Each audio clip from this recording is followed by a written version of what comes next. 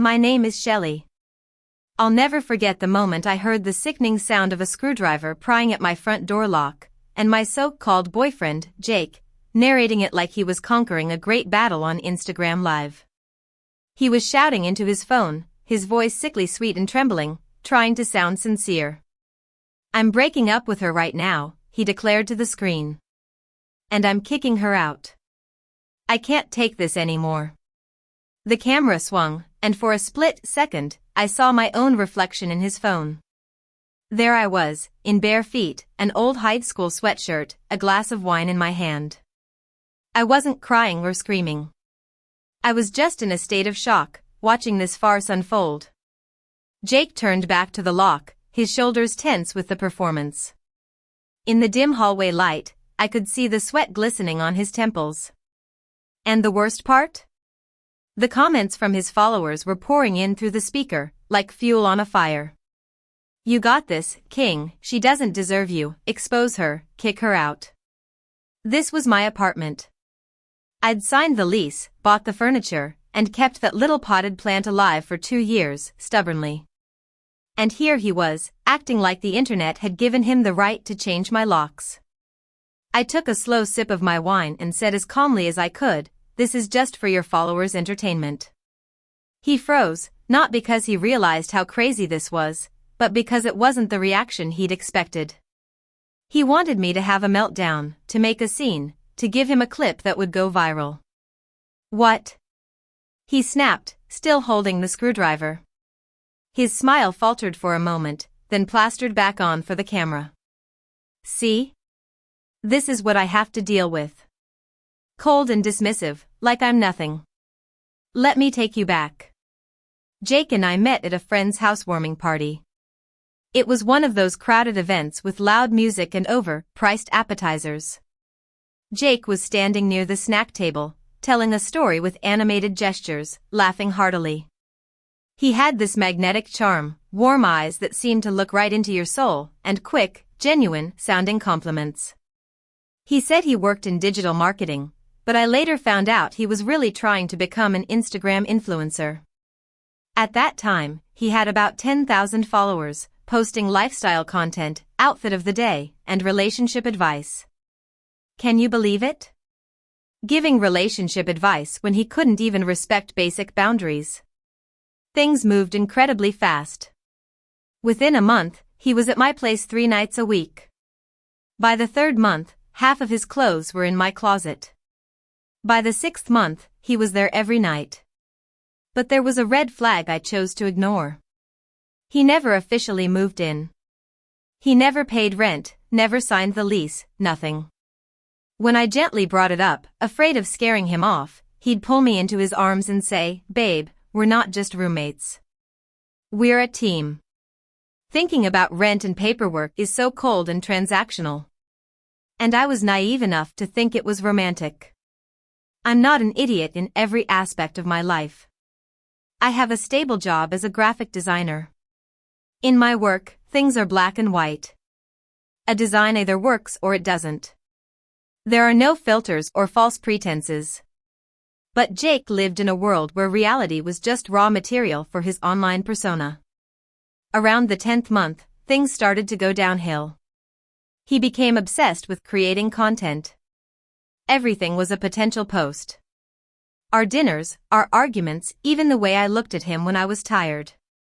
Date nights turned into elaborate productions. A simple coffee shop table became a set, and my smile was a thumbnail-worthy moment. One night, I walked into the kitchen and almost tripped over a ring light set up in front of my fridge. "What's this?"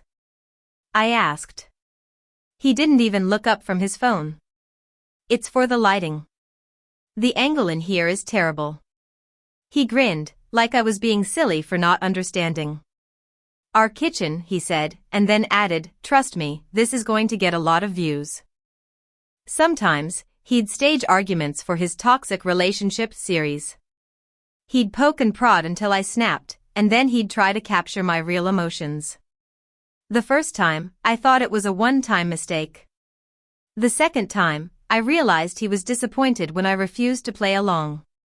"You're killing my engagement, Shelley," he'd say seriously, as if engagement was the most important thing in the world. 2 Fridays ago, I finished a project ahead of schedule and decided to surprise him. I stopped by his favorite Italian place and got his favorite pasta, garlic bread, and a tiramisu. I walked into the apartment around 4 p.m. and heard his voice before I even saw him. He was on the couch, phone propped up, recording. I stayed quiet, set the food down in the kitchen, and smiled a little, still hopeful about our relationship. Then I heard him say, "Yeah, I'm basically supporting her at this point." I was stunned. This was my apartment, my bills, my couch she was sitting on. He went on, "She works, but she barely contributes. I pay for most of our lifestyle. It's exhausting." My heart didn't burn with anger at first, it went cold. It wasn't just a lie, it was a lie he believed in more than our actual life together. He laughed softly and said, "I think I'm going to end it soon. I've outgrown her. I need someone more ambitious."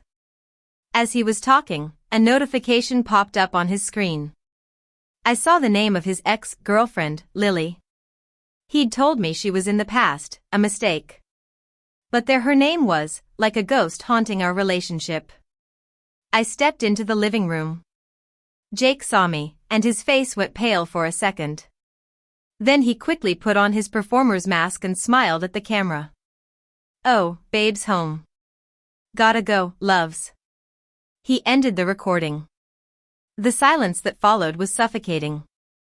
"What the hell was that?" I asked. He blinked innocently. "What do you mean?" I said, my voice surprisingly steady, "You just told thousands of people you support me in my apartment that I pay for." He rolled his eyes. "It's just content, Shelley. You're so literal." "Content?" "So, you're lying," I said. He leaned back on the couch, unfazed. "I'm not lying. I'm creating a narrative. It's called engagement." That word hit me like a punch in the gut. It made me realize that he saw our relationship as a marketing campaign, something to be optimized and discarded when it didn't perform well. I told him we needed to have a real conversation about honesty and boundaries. He waved me off. "I have a sponsored post to film. We'll talk later." I said, "No, we're talking now." His eyes narrowed briefly, then he smiled again. "You're being controlling," he said, and then he grabbed his ring light and walked out of my apartment, like I was the problem. He didn't come back that night. On Saturday, he was active on Instagram, posting stories from a hotel, with champagne and face masks, along with captions about self-care. His followers were egging him on, telling him he deserved better. On Sunday morning, I texted him. "We need to figure this out. Are you coming back to talk or to get your things?" He read the message but didn't reply. That evening, around 6 p.m., I heard keys in my door. He had a copy. The lock clicked, and a sense of dread washed over me. I knew he wasn't coming back to fix things, he was coming back to finish his story his way. Jake walked in with his phone already raised, the red live badge glowing. "Hey, loves. We're live," he said in that fake, sugary voice. Then he turned the camera towards me, like I was the villain in a show I never signed up for. "Say hi to Shelley," he told his viewers. The viewer count started to climb, 1,000, 2,000. I stared at the little screen, at my own face trapped in it, while my apartment suddenly felt like a prison. Jake smiled like he thought the audience could replace his responsibility. "Okay," I said softly, setting my wine glass down. My voice was steady, but my hands were shaking. "Tell them what you really came here to do," I whispered. He widened his eyes for the camera, looking like an innocent victim. But behind that act, I saw the truth. He wasn't just breaking up with me, he was trying to destroy me publicly. Jake didn't hesitate. He tilted the phone to show me sitting silently on the couch, then turned it back to himself. "I think it's time I stand up for myself," he said, his voice trembling. My name scrolled through the comments, and my face was frozen in thumbnails I never consented to. Jake, turn the camera off, I said calmly. He laughed mockingly. See? This is what I deal with. Always trying to control everything. The viewer count kept rising, 3,000, 4,000. I stood up slowly, careful not to give him the reaction he wanted.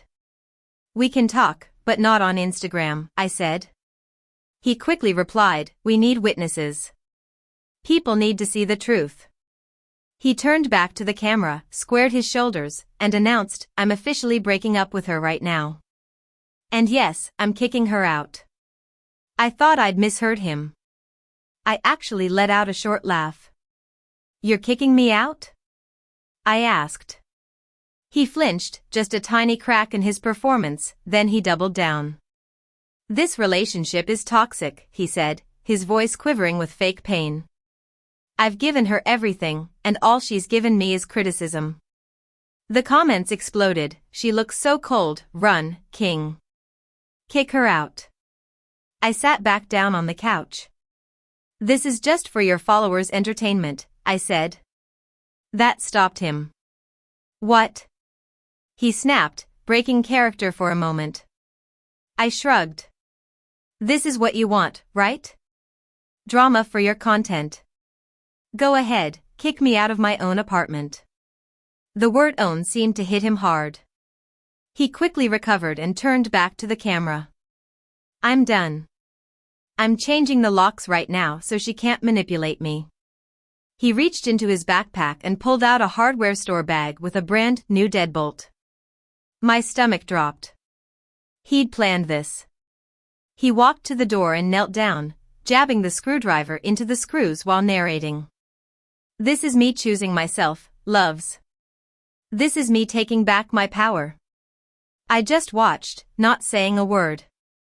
He struggled with the screws, grunting, and the camera was shaking as he tried to look tough and in control. The viewer count climbed to 6,000, then 7,000. I took another sip of my wine. The absurdity of the situation made me feel a strange sense of calm.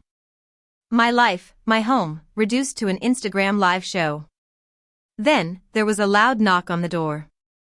Jake froze, the screwdriver still pressed against the lock. Who is that? He whispered sharply. I smiled. Probably the building security. I hadn't called them, but I'd been hoping. He stood up and opened the door, still filming. 2 security guards, Mike and Sarah, were there. I knew them from when I moved in. They'd helped me carry my heavy furniture.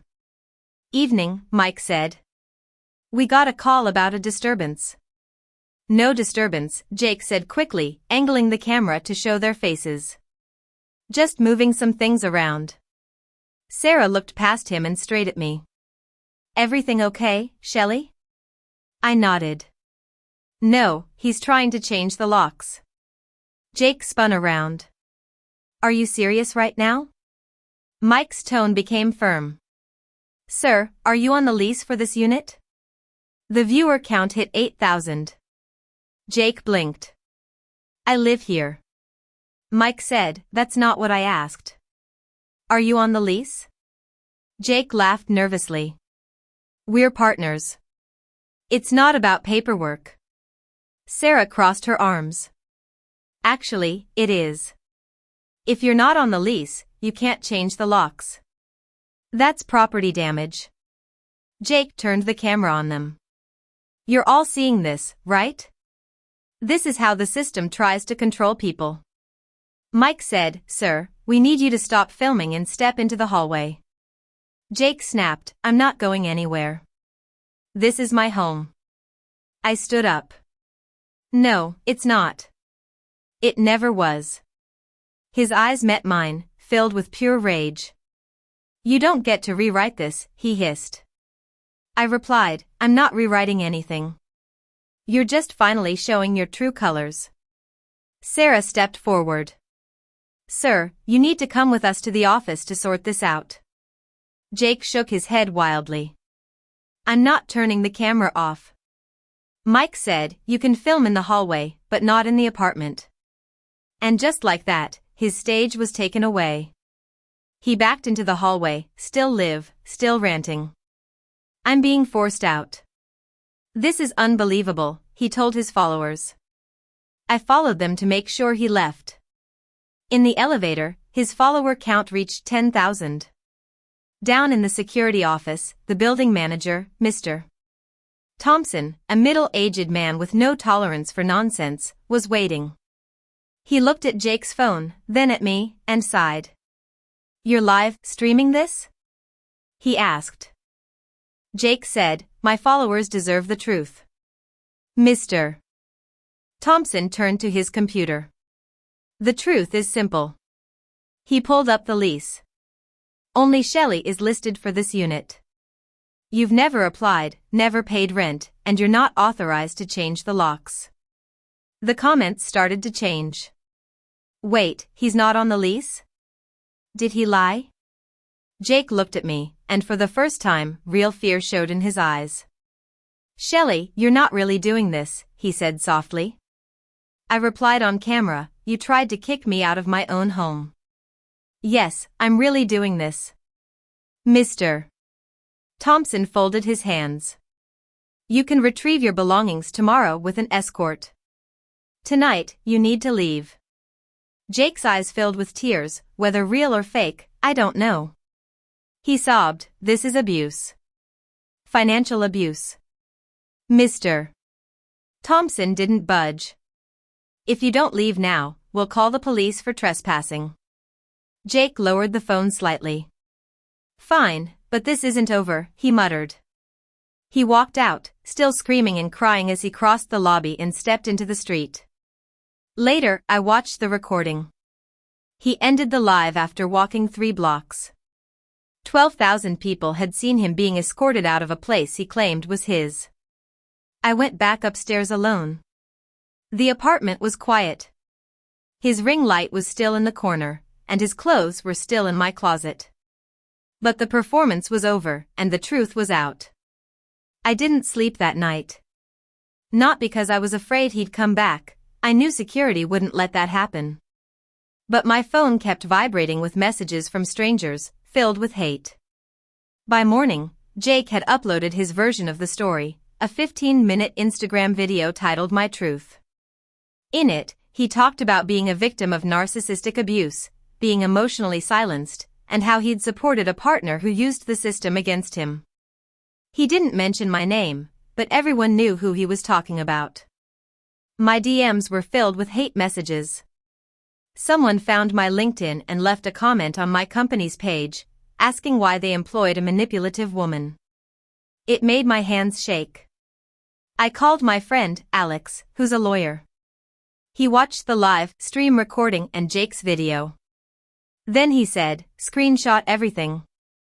This will turn around." I didn't believe him at first. On Tuesday afternoon, Jake came back to get his things. He brought his mother. Security escorted them.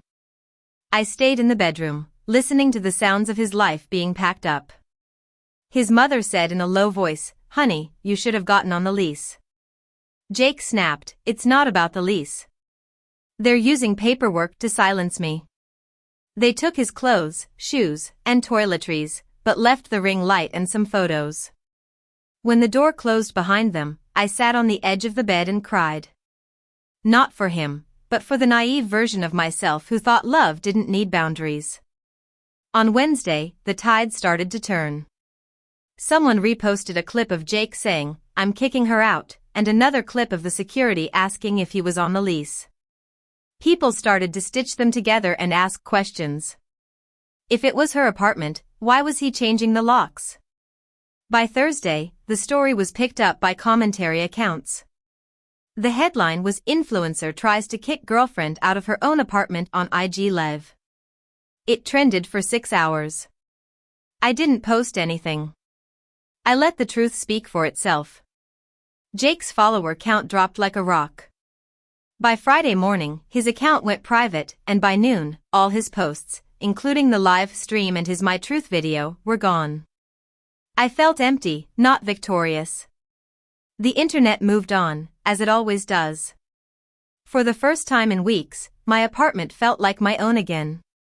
No more ring lights, no more scripts, just me and the quiet. It's been 3 weeks now. It took that long for my life to feel like it belonged to me again. Sometimes, late at night, I still miss the Jake from the housewarming party, the one who made me feel special. But then I remember him kneeling at my door, trying to erase me from my home, and the feeling fades. The ring light is still in the corner. I use it for video calls now. It has annoyingly good lighting.